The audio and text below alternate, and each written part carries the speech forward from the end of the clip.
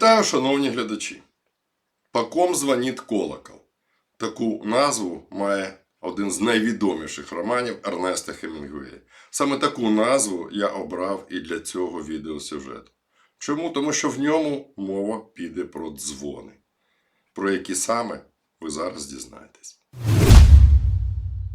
Вчора луганчани буквально завалили мене своїми повідомленнями, посиланнями на офіційний пост Луганської воєнно-цивільної адміністрації, яку я мав честь очолювати в 15-16 роках.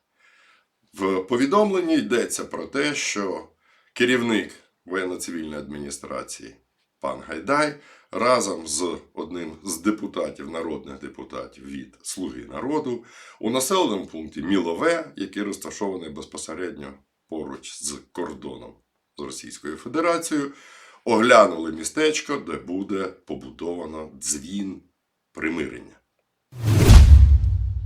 Ось про що йдеться в офіційному повідомленні Луганської воєнно-цивільної адміністрації. До 8 травня в Міловому збудують дзвін примирення. Очільник Луганщини Сергій Гайдай та народний депутат України Олексій Кузнєцов оглянули місце, де буде розташований цей пам'ятний знак у Міловому. Коли скінчиться ця неоголошена війна, нам доведеться багато кого пробачити. Так, це буде дуже важко, тому дзвін примирення є дуже знаковим, наголосив Сергій Гайдай. Як зазначив Олексій Кузнєцов, сьогодні вони остаточно визначились із місцем, де буде встановлено дзвін примирення. Таких дзвонів в Україні за завданням президента Володимира Зеленського збудують загалом 4 у різних куточках України.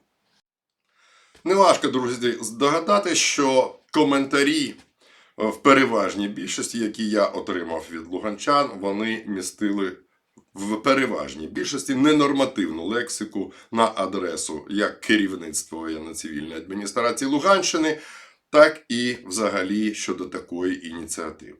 Показовим є той факт, що отримавши принаймні декілька відповідних коментарів на офіційній сторінці в Фейсбуці Луганської воєнно-цивільної адміністрації, адміністрація закрила це повідомлення для коментарів. Як бачите, коментувати під цим повідомленням може лише обмежене коло осіб. З ким же зібрались миритись? Зелений Гайдай та такий самий Зелений Кузнєцов. Я бачу два ймовірні сценарії. Сценарій перший. Той самий Зелений Сергій Гайдай буде періодично приїздити до Мілового і дзвонити в цей дзвін, аби його почув його опонент, його візаві, такий собі Леонід Пасічник, лідер молодої республіки, а фактично зрадник Батьківщини, колишній співробітник Служби безпеки України. І буде Сережа дзвонити і казати: «Льоня, давай мириться! Льоня, дінь-ділінь!» Сценарій другий. Виходячи з останнього відеозвернення, того самого відосика від Володимира Зеленського, в якому наш очільник нашої держави запропонував Путіну зустрітись на Донбасі, можливо, сам Володимир Олександрович буде приїздити до цього дзвону і робити так: «Делінь-делінь, дорогой Владимир Владимирович, я уже здесь, я готов посмотреть в ваши глаза и увидеть там мир. Динь-делинь, Владимир Владимирович, выходи».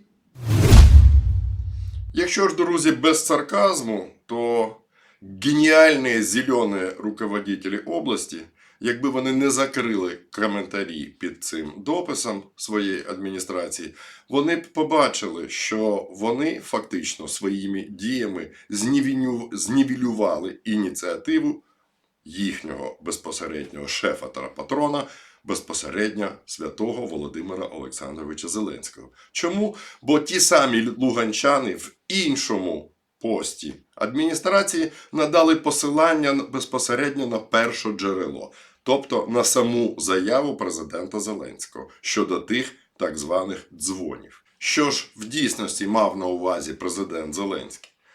Ось цитата з офіційного повідомлення. Президент Володимир Зеленський анонсував впровадження проєкту меморіальних символів та встановлення на Луганщині, Закарпатті, Донецьку та Симферополі 4 дзвонів. Увага! пам'яті, перемоги, миру та єдності. Сьогодні з вірою в нашу мету я оголошую про проект меморіальних символів. У рамках нього ми хочемо встановити в Україні 4 дзвони. Вчора я був на Луганщині біля першого селища, де у 42-му році почалось звільнення України. І там буде встановлено перший дзвін – дзвін пам'яті. Також Зеленський розповів, що сьогодні він перебуває на Закарпатті поруч із місцем, де завершилося вигнання загарбників і де, за його словами, буде встановлено дзвін перемоги.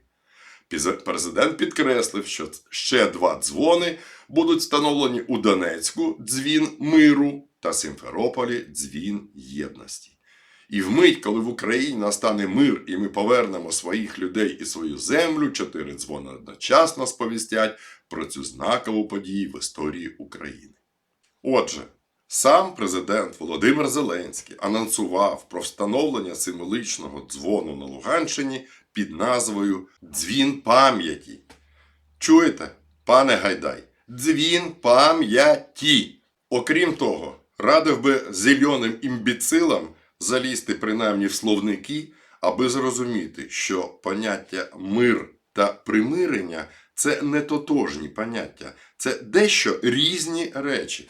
І якщо вже і варто вам, як державним службовцям, виконувати доручення всесвітньо відомого піаніста, то робити це треба у відповідності до безпосередньо доручення президента. І якщо ви вже маєте за посадою виконувати доручення нашого миротворця, то хоча б робіть це коректно, з головою, а не з дупою на плечах.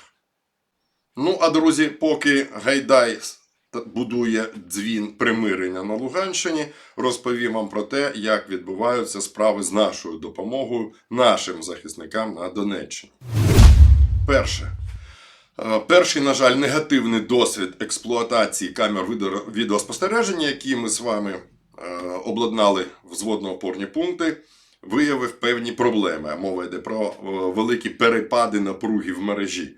Для того, щоб знівелювати загрози або фактично знищення наших відеокамер, або принаймні, коли вони перестають працювати, хлопці знов залишаються просто сліпими. Для того, щоб це знівелювати, ми вирішили придбати додатково на кожний взводний окремий пункт ще і додаткові джерела безперебойного живлення. Я вже це вчора зробив, вже все викупив і вже надані відповідні розпорядження, вантаж вже поїхав по кожному взводно-опорному пункту. Що стосується облаштування 3-го взводника камерами. Я вчора спілкувався з інженерами, які працюють над цим проектом. На жаль, виникли певні затримки виключно, підкреслюю, виключно на рівні програмного забезпечення. І я сподіваюся, що сьогодні, принаймні так хлопці мене запевнили, що сьогодні вже ця проблема буде вирішена і, можливо, навіть ще сьогодні вони встигнуть відправити укомплектований вантаж до безпосередньо передової. Я сам безпосередньо і ті з вас, хто самотужки відправляє допомогу нашим хлопцям за вказаними мною координатами, повідомляють мені про те, що вже вантаж 3-й день знаходиться в відділенні Нової пошти і його ніхто не забирає. Друзі, на жаль, наші пацани вимушені адекватно діяти на так звані мирні ініціативи російської мерзоти, тому 3-й день поспіль вони просто не мають можливості відлучитись з взводного опорного пункту для того, щоб дібратись до відділення Нової пошти і отримати наші з вами подарунки. Разом з тим, я сподіваюся, і вони теж в першу чергу на це сподіваються, що виникне якась можливість і в разі припинення постійних обстрілів їм вдасться принаймні 1-2 чоловік відправити для отримання тих вантажів, які ми вже надіслали. На хлопців вже чекають і маскувальні сітки, які ми відправили, і засоби догляду за зброєю, і ті самі блоки безперебойного живлення. Сподіваюсь, нарешті вони сьогодні вже всі вантажі отримують. Дехто з вас просить мене, окрім номеру картки Приватбанку, ще й надавати інформацію про банківські реквізити, тобто так званий ІБАН. Не знаю, навіщо це вам, друзі, потрібно, але в коментарі до цього відео я вкажу так само і той самий ІБАН. Ну і наостанок хочу нагадати вам, що виключно ваші лайки та вподобайки, коментарі сприяють розповсюдженню цього відео мережею YouTube.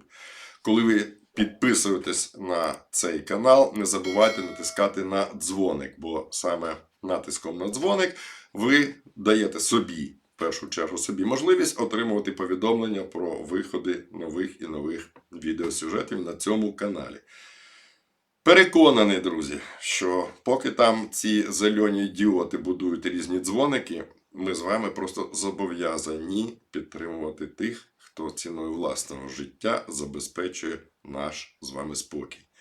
Хай щастить!